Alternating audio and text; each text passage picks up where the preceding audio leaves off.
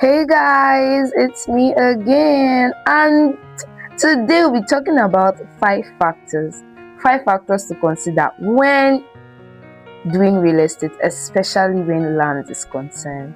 One of these factors to consider is your location. Yes, when I say location, I'm talking about the proximity of that your property to major areas that are occupied by human beings like you, yes, people, or areas that are accessible to amenities and also to transportation, which is very, very important.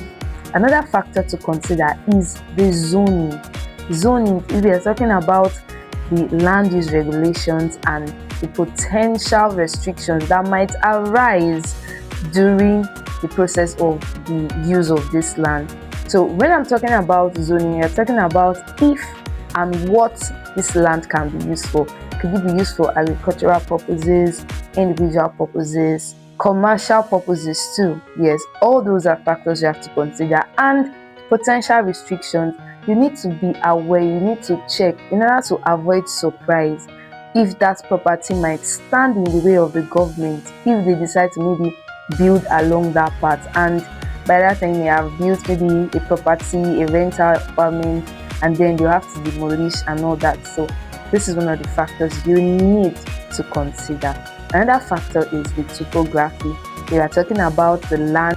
Yes, your land shape and the slope and natural features. Yes, land slope rather, and the shape of your land.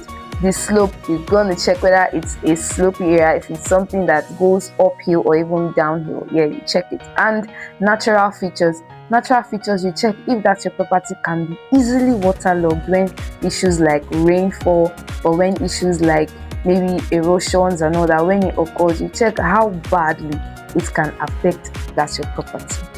Another one we'll be talking about is access to utilities, availability of water, electricity that are essential for both residential and commercial uses.